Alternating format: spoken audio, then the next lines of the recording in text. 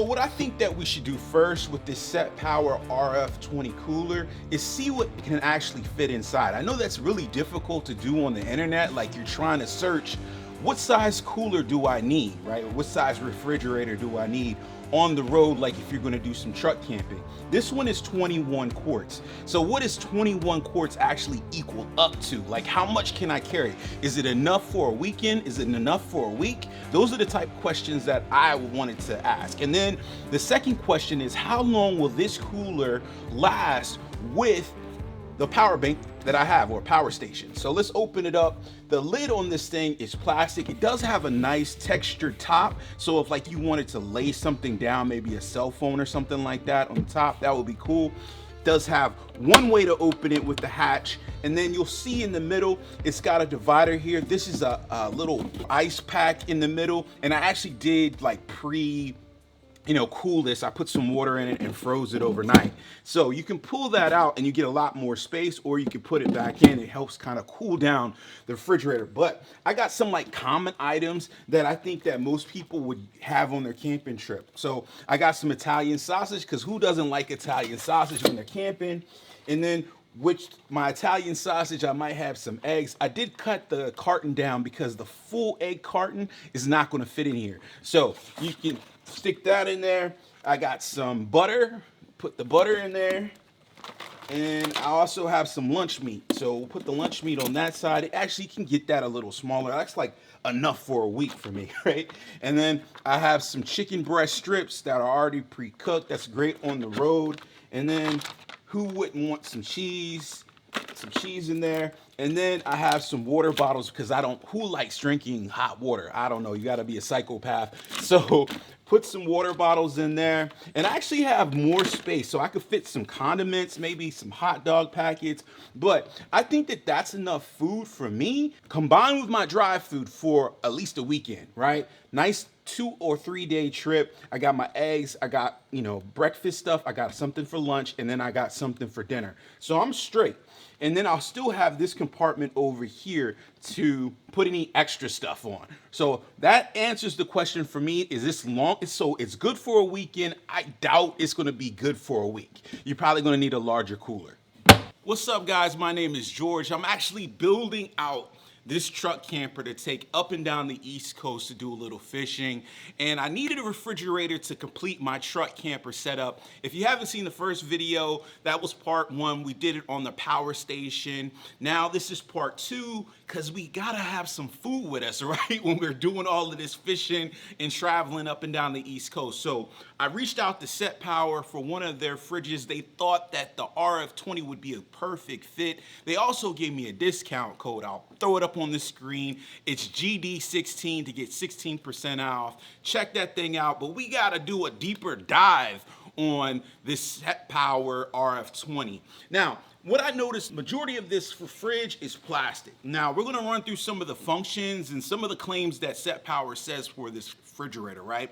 So they say that it can go from 68 degrees all the way down to 32 degrees, which is nearly freezing, or is freezing, within 15 minutes. I think that's freaking excellent. Now, this fridge has the ability to do refrigerator and also freezer. So you can take it from 32 degrees down to -4 in 45 minutes. So the settings on this SetPower are pretty damn simple, and I love that, right? Don't make it too complicated.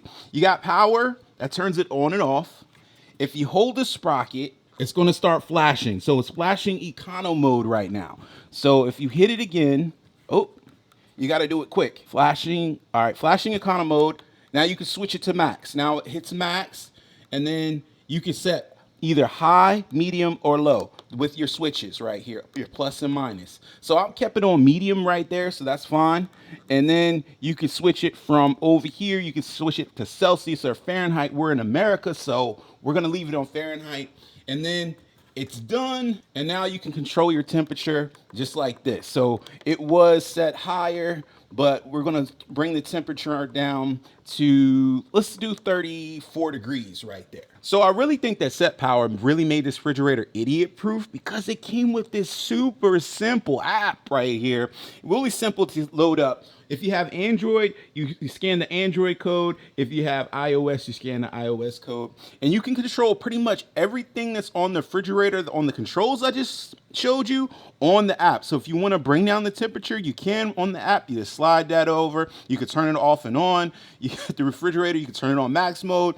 The functionality of this refrigerator is super simple. So is the app. So it's telling you how many volts it's drawing, 14 volts. It will be important as we hook up our power station to know exactly how many volts this refrigerator is going to draw. So we have our All Powers R1500, which has about 1100 watts of power. I just did a review on this. Go back and check it out. And then we have our SetPower RF20. So we're gonna see how long this battery will last with this refrigerator. It's really important, right? We want it to last at least 3 days, right? That would be ideal. So you get 2 cords with the RF20. You get the regular cigarette lighter or 120 cord. It's really actually heavy duty. I like this a lot. So this part goes into your cigarette lighter, and it does have like a right angle connection to it, so it will stay out of your way. Definitely like that. Right now, we plugged up into the house. So we're gonna disconnect it from the house, and we're gonna plug it up into the All Powers 120 volt connection right here in the front. So right now, on the All Powers screen, it's telling me that the RF20 is drawing 40 watts and it will last 15 hours. Now that can be deceiving because it's only going to draw power for as long as it needs to get down to the temperature we set it for, and then it's just going to come on intermittently. So we'll have to wait a little bit. We'll come back and see how many watts it's drawing once it reaches its ideal temperature. So something really interesting happened with the SetPower. Once it's reached its desired temperature of 34 degrees, the condenser cut off. We have it set in econo mode, in medium, and then if we check on our All Powers power station, we can see we have 2 days of battery. It's not drawing any power right now, so it's going to be slow just to kick on to maintain that temperature. That's why I think this cord, the 120 cord, is very important because you definitely want to put this and plug this in as you're driving to your campsite. And then once you get to your campsite, you don't want to drain the battery out of your truck. So then you hook it up to your power station and you'll definitely save a lot of battery. So I can't thank SetPower enough for sending me out the RF20. I think it's going to be perfect for my 3 and 4 day getaways to go fishing. So guys, stay tuned. There will be a part 3 to the camper build. We're going to do as many parts as we need to do to get this thing complete.